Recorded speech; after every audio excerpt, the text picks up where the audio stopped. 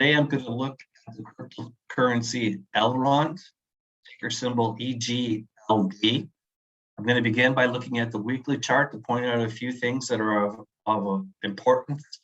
Number one, you're going to see here that the actual rally into the March-April high met 161.8% Fibonacci extension of this particular decline that extends from July 19th into February, into March 2020. You'll see that we touched it here, and then we came back and tested it again, and then we failed, and then we went into the correction. The next thing I want to note is the importance of the 50-week simple moving average again in this cryptocurrency, like we've seen in others. Some of them are experiencing difficulties getting above, while others have been successful holding it, and this is the case where Elrond has been successful holding it, and then we have the burst higher of 44% last week off that support. You'll also note here that the top side trend line that begins in July 2019 and runs through the August 2020 high was also support during June when we had the correction low. It's interesting how that actually takes place, but it once again reaffirms the need to take a look at longer term charts to kind of put things into perspective. Turning to the daily chart. It's been an impressive run for Elrond. In fact, it's seven consecutive up days, and at one point today it was actually 8 consecutive up days, and 19 of the past 22 days had been positive. So once again, we see an impulsive move. It's highlighted by this big day here of 19% on August the 2nd. And then really volume starts to pick up and bring support in there. We do have a notable overbought reading now in the RSI, but we are not showing a bearish divergence. On the intraday charts, we're showing a very minor bearish momentum divergence, probably not enough to dictate a complete turnaround in Elrond at the moment. You'll also note that we've eclipsed the 200-day simple moving average, which currently comes in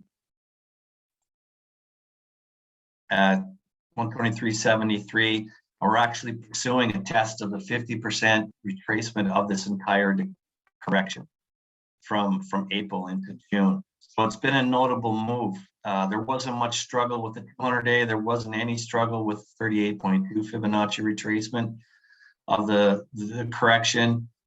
Moving forward, you'll take a look at the 50-day and the 30 or the 50% retracement and the 38.2% retracement have to do with this price congestion associated with these lows in April. Probably we're going to find some kind of corrective process or pullback, whether it's in price or in time, at these levels in this range here, with support manifesting itself around the 200-day simple moving average.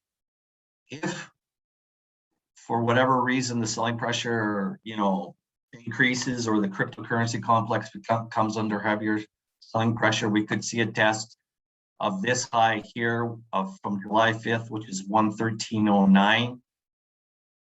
Would be a natural pullback, a natural correction, if you will.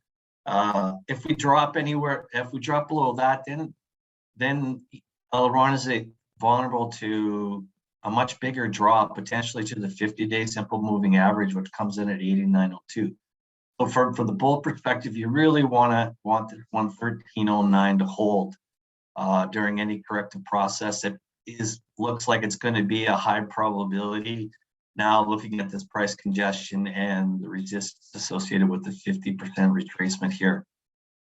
So moving forward, it's not a time to buy. You've missed timely opportunities.